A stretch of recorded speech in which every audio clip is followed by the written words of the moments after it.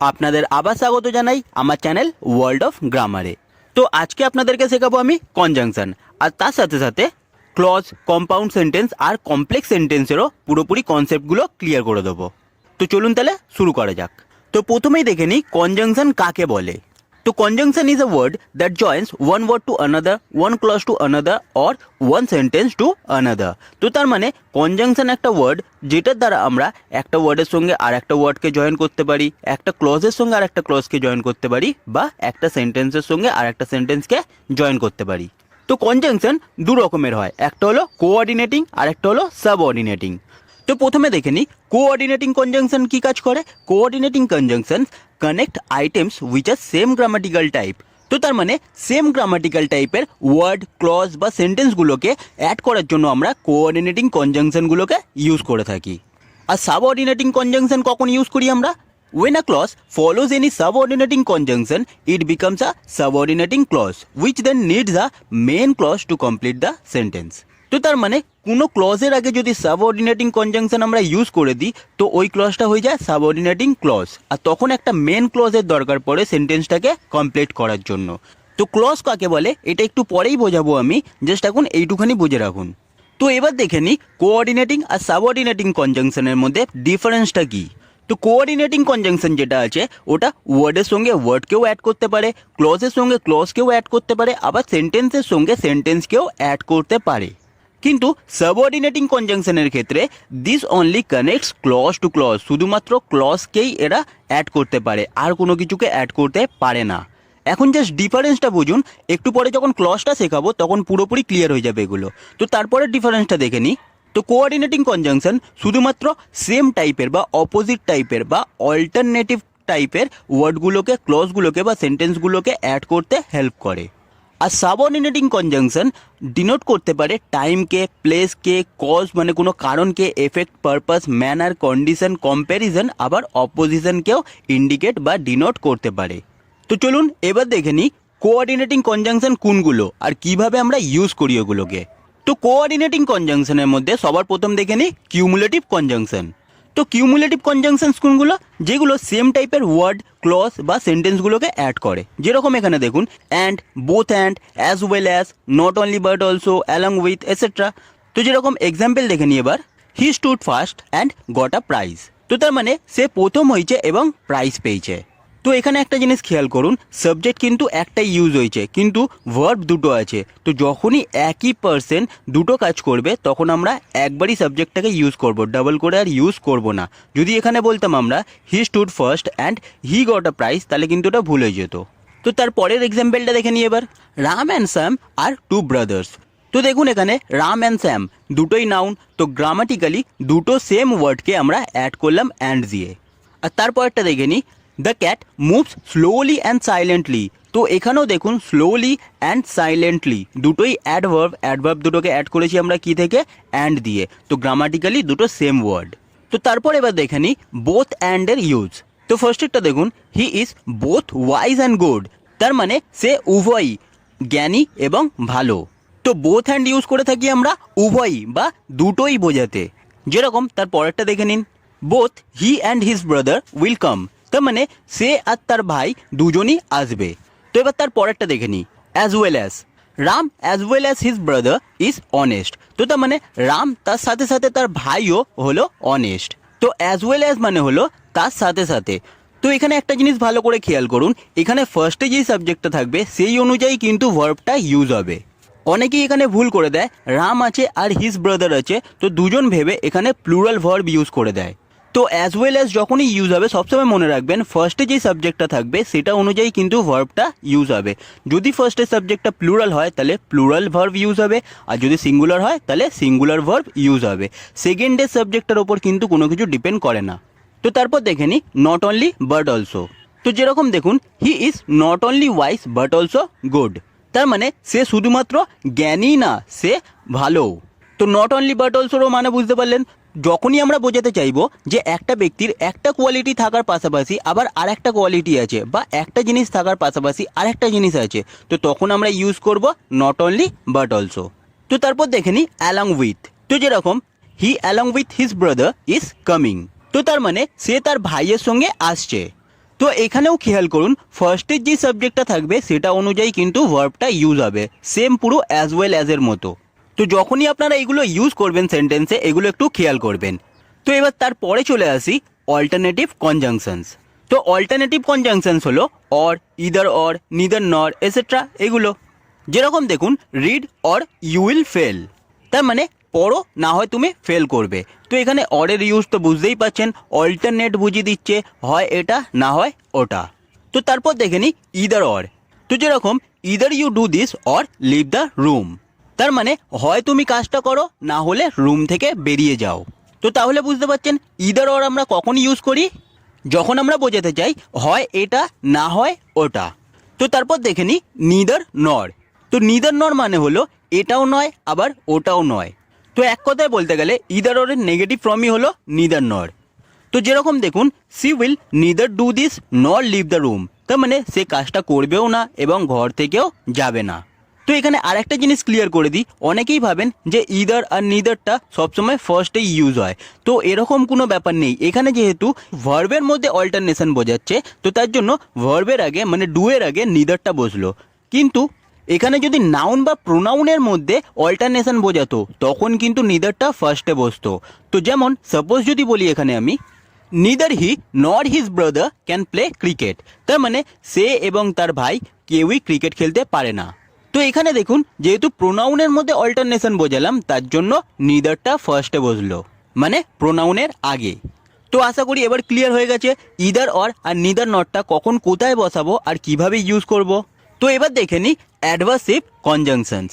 তো অ্যাডভার্সিভ কনজাংশন মানে কি, তো যেই কনজাংশনসগুলো আমরা ইউজ করি অপোজিট জিনিসগুলোকে অ্যাড করার জন্য সেগুলোকে বলা হয় অ্যাডভার্সিভ কনজাংশনস। যেরকম but, yet, still, otherwise etcetera.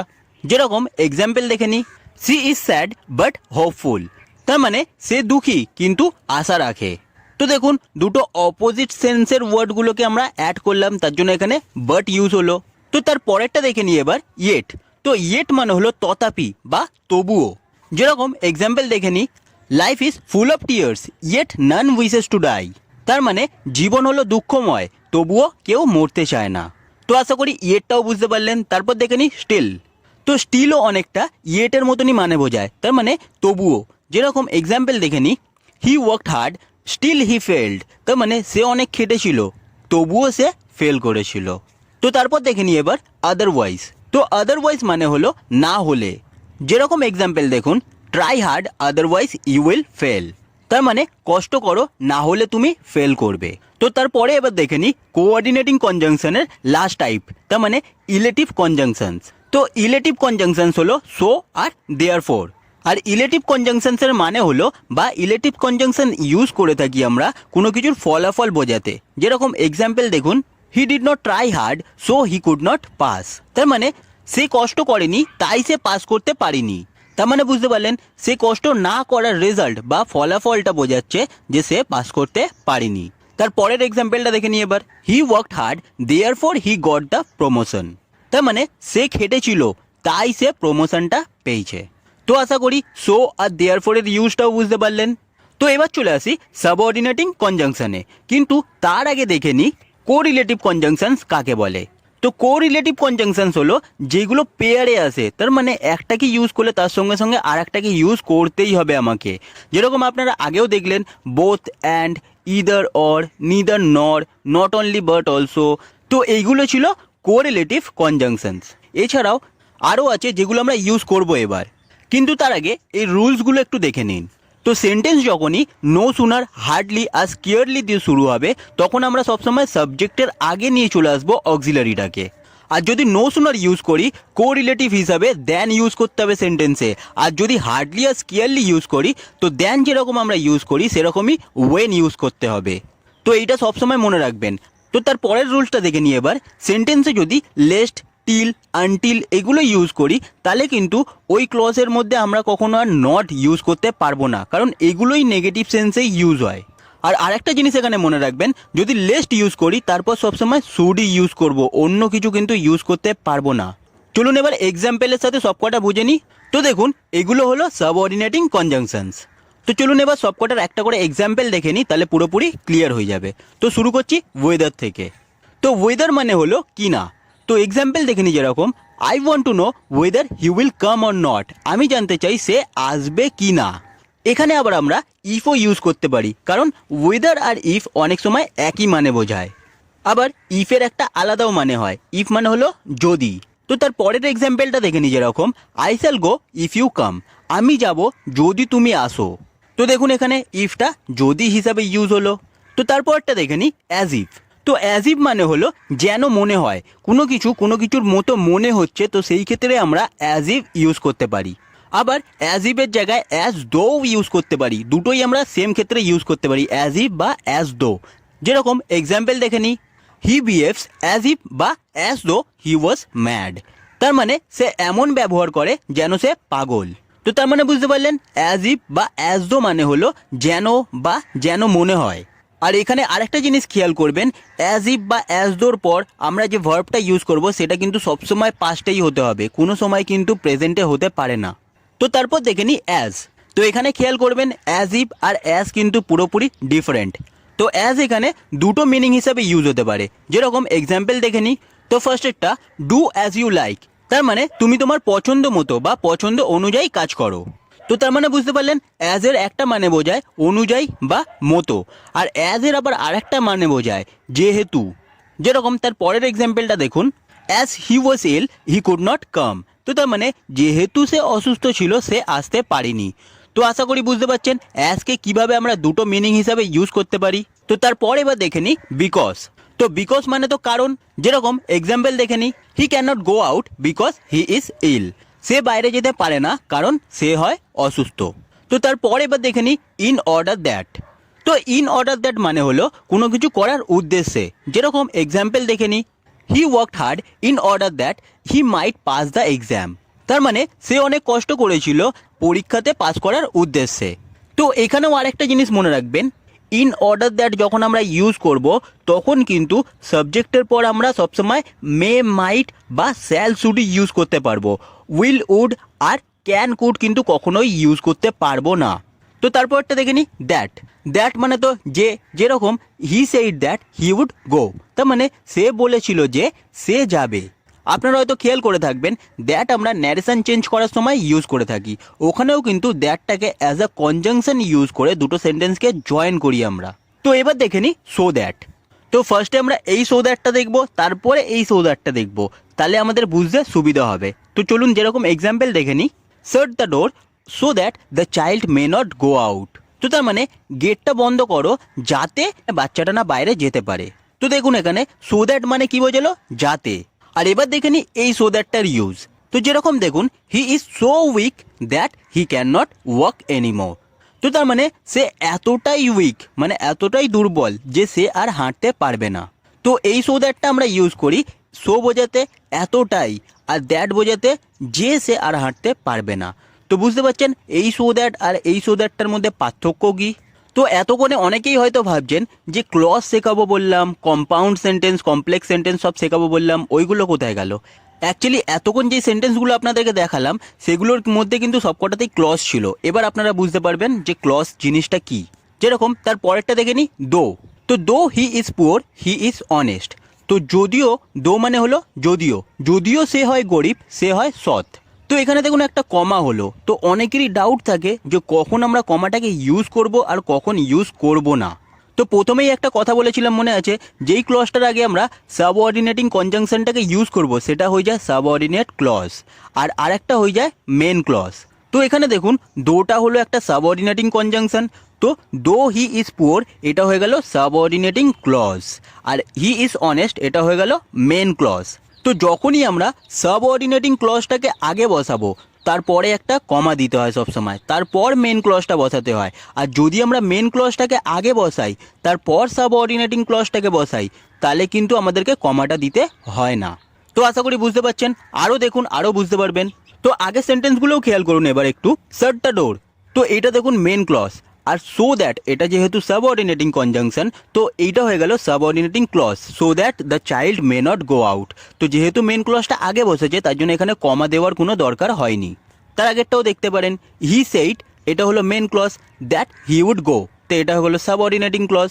তো এবার তার পরেরটা দেখে নিই, অলদো, তো অল দো আর দো দুটো সেমই মিনিং বোঝায়। যেরকম এক্সাম্পল দেখুন, অল দো it is hard he did it. তো তার মানে যদিও এটা খুব শক্ত সেটা করেছিল। তো এখানেও দেখুন সাবঅর্ডিনেটিং ক্লজটা ফার্স্টে আছে, তার জন্য কমা হলো, তারপরে মেন ক্লজটা বসলো। তো তার মানে আশা করি এটাও বুঝতে পারছেন ক্লজ কি। এটা আমি আগেও ডিসকাস করেছিলাম একবার WH ওয়ার্ডের ভিডিওতে, যে যখন একটা সেন্টেন্সের মধ্যে দুটো পার্ট থাকবে আর দুটো পার্টেই সেপারেটলি ভার্ব থাকবে তো সেগুলোকে বলা হয় ক্লজ। তো এবার তার পরেরটা দেখে নিই, আফটার। তো যেরকম after we had talked on phone I রোট down what we had decided. তো তার মানে আমরা ফোনে কথা বলার পর আমি লিখে রেখেছিলাম যেটা আমরা ডিসাইড করেছিলাম। তো এখানেও দেখুন সাবঅর্ডিনারি ক্লজটা আগে বসেছে, তো তার জন্য এখানে কমাটা ইউজ হলো। তো তারপর দেখে নিই ওয়াইল। তো ওয়াইল আমরা কোঅর্ডিনেটিং আর সাবঅর্ডিনেটিং দুটো কনজাংশন হিসাবেই ইউজ করতে পারি। তো আগে আমি বোঝাইনি এটা, কারণ আপনাদের কনফিউশন হতে পারে। তো এখানে একসঙ্গে দুটো এক্সাম্পল দিয়ে বোঝালে আপনারা ডিফারেন্সটা বুঝতে পারবেন। তো যেরকম এক্সাম্পল দেখে নিই, the mice will play while the cat is away. তার মানে ইঁদুরটা খেলবে যতক্ষণ ক্যাটটা দূরে আছে। তো তার মানে এখানে ওয়াইলটা যতক্ষণ হিসাবে ইউজ হলো। তো এখানে ওয়াইলটা ইউজ হলো অ্যাজ আ সাবঅর্ডিনেটিং কনজাংশন। আর তার পরেরটা দেখুন, you felt while your brother passed. তো এখানে ওয়াইলটা ইউজ হলো যদিও বোঝাতে। তো আশা করি বুঝতে পারছেন কোন সেন্সে ইউজ হলে এটা সাবঅর্ডিনেটিং কনজাংশন হিসাবে ইউজ হবে আর কোন সেন্সে ইউজ হলে এটা কোঅর্ডিনেটিং কনজাংশন হিসাবে ইউজ হবে। তো তারপর দেখে নিই টিল। তো এক্সাম্পল দেখে নিই, তো যেরকম wait till the train stops. তো তার মানে অপেক্ষা করো ট্রেনটা থামা পর্যন্ত। তো টিল মানে পর্যন্ত। আর তারপর দেখে নিই আনটিল। যেরকম do not D train until the train stops. তার মানে ট্রেন থেকে নেমো না যতক্ষণ না ট্রেনটা থামছে। তো এখানে D10 মানে হলো ট্রেন থেকে নামা। আর আরেকটা কথা মনে আছে, প্রথমেই আমি রুলসটাতে বললাম টিল আনটিল আর লেস্ট থাকলে আমরা নট ইউজ করব না। তো এখানে একটু ভালোভাবে খেয়াল করুন, টিল আনটিল থাকলে আমরা কিন্তু সেই সাবঅর্ডিনেটিং ক্লজটাতে নট ইউজ করতে পারবো না, কিন্তু মেন ক্লজটাতে কিন্তু নট ইউজ করতে পারবো। সেটা আমাদের সেন্সের ওপর ডিপেন্ড করছে কি হিসাবে আমরা বলছি। তো এখানে যেরকম বুঝতেই পাচ্ছেন এটা হলো মেন ক্লজ আর এটা হলো সাবঅর্ডিনেটিং ক্লজ। তো এবার তার পরেরটা দেখে নিই, অ্যাজ সুন অ্যাজ। যেরকম he left the house as soon as the rain stopped. তার মানে বৃষ্টি থামা মাত্রই সে বেরিয়ে গেছিল ঘর থেকে। তো অ্যাজ সুন অ্যাজ মানে হলো সঙ্গে সঙ্গেই বা হওয়া মাত্রই বা করা মাত্রই। তো এখানেও তাহলে বুঝতে পারছেন হি লেফট দ্য হাউস এটা হলো মেন ক্লজ আর as soon as the train stopped এটা হলো সাবঅর্ডিনেটিং ক্লজ। তো এখানে আরেকটা জিনিস ক্লিয়ার করে দিই, অনেকেরই ধারণা যে অ্যাজ সুন অ্যাজটা সবসময় ফার্স্টে ইউজ হয়, আর যখনই অ্যাজ সুন অ্যাজটাকে নো সুনারে আমাদেরকে কনভার্ট করতে দেয় অ্যাজ সুন অ্যাজটা তুলে দিয়ে আমরা সেই জায়গাটাতে নো সুনার বসিয়ে দিই, আর যেখানে কমাটা থাকে সেখানে আমরা দ্যান বসিয়ে দিই। কিন্তু এই সেন্টেন্সটাকে যদি আমি নো সুনারে কনভার্ট করতে দিই তাহলে কোথায় দ্যানটা বসাবো, কারণ এখানে তো কমাই নেই। তো দেখুন এখানে আমরা কমাটা কোথায় দিই, যখন আমরা সাবঅর্ডিনেটিং ক্লজটাকে আগে ইউজ করব, তারপরে আমরা কমাটা দিই, তারপর মেন ক্লজ। অ্যাকচুয়ালি ওটা আমাদেরকে বোঝানো হয় যে কমা যেখানে থাকবে সেখানে দ্যানটা বসে যাবে। অ্যাকচুয়ালি রুলস অনুযায়ী দেখতে গেলে যেখানে সাবঅর্ডিনেটিং ক্লজটা শেষ হচ্ছে এবং মেন ক্লজটা স্টার্ট হচ্ছে সেই জায়গাটাতে আমাদেরকে দ্যানটা বসাতে হবে। এটা কিন্তু মেন কনসেপ্ট। যেরকম দেখুন এটা, no sooner had the rain stopped than he left the house. তো এখানে দেখুন এটা হলো সাবঅর্ডিনেটিং ক্লজ, আর যেহেতু এখানে দ্যান বসে যাচ্ছে তার জন্য এখানে কমাটা বসছে না। তো এটার মানে হলো যতক্ষণ না বৃষ্টি থেমেছিল আমরা ঘর থেকে বেরোয়নি, বা বৃষ্টি না থামা পর্যন্ত আমরা ঘর থেকে বেরোয়নি। তো তারপর দেখে নিই হার্ডলি ওয়েন। তো যেরকম hardly had I left the room when it began to rain. তো তার মানে আমি ঘর থেকে বেরোনো মাত্রই বৃষ্টি শুরু হয়ে গেছিল। তো এখানেও দেখুন hardly had I left the room. তো এটা হলো সাবঅর্ডিনেটিং ক্লজ, কিন্তু যেহেতু তারপরে ওয়েন বসেছে তার জন্য এখানেও কিন্তু কমা ইউজ হলো না। তো এগুলো কিন্তু খেয়াল করবেন। আর এখানে আরেকটা জিনিসও আমি রুলসে বলেছিলাম, যখনই হার্ডলি, নো সুনার আর স্কিয়ার্ডলি ইউজ হবে তখন সাবজেক্টের আগে অক্সিলারিটা চলে আসবে। যেরকম দেখুন এখানে হার্ডলি হ্যাড আই, তো হ্যাডটা আগে চলে এলো। নো সুনারের ক্ষেত্রেও দেখেছিলেন যে no sooner had the train, তো এখানেও দেখুন দ্য ট্রেনের আগে হ্যাডটা চলে এসেছিলো। তো তারপর দেখে নিই স্কিয়ার্ডলি। তো স্কিয়ার্ডলি আর হার্ডলি পুরো সেম, কোনো কিছু এর মধ্যে মিনিংয়েরও চেঞ্জ নেই আর ইউজেরও চেঞ্জ নেই। যেরকম দেখুন scarcely had I left the room when it began to rain, এর মানেটাও সেম, আমরা ঘর থেকে বেরোনো মাত্রই বৃষ্টি শুরু হয়ে গেছিলো। তারপর একটা দেখে নিই আনলেস। তো যেরকম I shall fail unless you help me, তার মানে আমি ফেল করব তোমার হেল্প ছাড়া। তো ছাড়া বোঝাতে এখানে আনলেস ইউজ করা হয়। তো এখানেও দেখুন মেন ক্লজ হলো আই শ্যাল ফেল আর সাবঅর্ডিনেটিং ক্লজ হলো আনলেস ইউ হেল্প মি। তো তারপর দেখে নিই লেস্ট। তো work hard lest you should fail, তো তার মানে কষ্ট করো যাতে না তুমি ফেল করো। তো যেরকম বলেছিলাম দেখুন লেস্ট ইউজ হলে সবসময় এখানে শুড ইউজ হবে। শুডের জায়গায় কিন্তু আমরা মে, মাইট, ক্যান, কুড অন্য কিছু ইউজ করতে পারবো না, শুধু শুডই ইউজ হবে এখানে, এটা কিন্তু মনে রাখবেন। আর এখানেও দেখুন ওয়ার্ক হার্ড এটা হলো main clause, lest you should fail এটা হলো সাবঅর্ডিনেটিং ক্লজ। তো আশা করি ক্লজ নিয়ে আপনাদের আর কোনো প্রবলেম নেই, কোনটা মেন ক্লজ আর কোনটা সাবঅর্ডিনেটিং ক্লজ আপনারা ইজিলি বুঝতে পারবেন। আর আশা করি এটাও ক্লিয়ার হয়ে গেছে কখন দুটো ক্লজের মাঝখানে আমরা কমা বসাবো আর কখন কমা বসাবো না। তো এবার তার পরেরটা দেখে নিই এলস বাট। তো যেরকম she has naan else but her mother, তার মানে তার মা ছাড়া আর কেউই নেই। তো এলস বাট মানে হলো আদার্স কেউ। তো যদিও এখানে কোনো গ্যাপ নেই, এখানে ভুল করে গ্যাপ দেওয়া হয়ে গেছে, এলস বার্ডটা একসঙ্গেই ইউজ হয়। আর এলস দেনও পুরোপুরি সেম এলস বার্ডের মতনই মানে বোঝায়। যেরকম দেখুন she has naan else than her mother, তার মানেও তার মা ছাড়া আর কেউই নেই। তো আশা করি আপনাদের কাছে এগুলো পুরো ক্লিয়ার হয়ে গেছে। কোঅর্ডিনেটিং কনজাংশন আর সাবঅর্ডিনেটিং কনজাংশন আপনাদের কাছে সবকটা ক্লিয়ার হয়েছে আর সবকটার ইউজও আপনারা করতে পারবেন। তো এবার হয়তো আপনারা ভাবছেন যে তাহলে কম্পাউন্ড আর কমপ্লেক্স সেন্টেন্স কোথায় গেল। তো এতক্ষণে আপনারা অজান্তে কম্পাউন্ড আর কমপ্লেক্স সেন্টেন্স পুরোটাই শিখে ফেলেছেন। তো যখন আমরা দুটো ক্লজকে অ্যাড করার জন্য কোঅর্ডিনেটিং কনজাংশনস ইউজ করছি সেগুলো হয়ে যাচ্ছে কম্পাউন্ড সেন্টেন্স। আর যখন আমরা সাবঅর্ডিনেটিং কনজাংশন ইউজ করছি দুটো ক্লজকে অ্যাড করার জন্য তখন সেটা হয়ে যাচ্ছে কমপ্লেক্স সেন্টেন্স। তো আশা করি বুঝতে পারলেন যে কম্পাউন্ড সেন্টেন্স কোনগুলো আর কমপ্লেক্স সেন্টেন্স কোনগুলো। আর এছাড়াও WH ওয়ার্ড ইউজ করেও আমরা কমপ্লেক্স সেন্টেন্স তৈরি করতে পারি, যেগুলো আমি WH ওয়ার্ডসের ভিডিওতে আগে বুঝিয়ে দিয়েছি। যদি ওটা না দেখে থাকেন আপনারা তো ওটা আগে দেখে নিতে পারেন, তাহলে কমপ্লেক্স সেন্টেন্সে আপনাদের আর কোনো প্রবলেমই থাকবে না। তো আশা করি যদি ভিডিওটা পুরোটা দেখে থাকেন তো কনজাংশন সম্পর্কে আপনাদের আর কোনো ডাউট নেই। তো আজ এতটাই। যদি ভিডিওটা আপনাদের ভালো লেগে থাকে এবং ইউজফুল বলে মনে হয় তাহলে নিশ্চয়ই লাইক করবেন। ধন্যবাদ।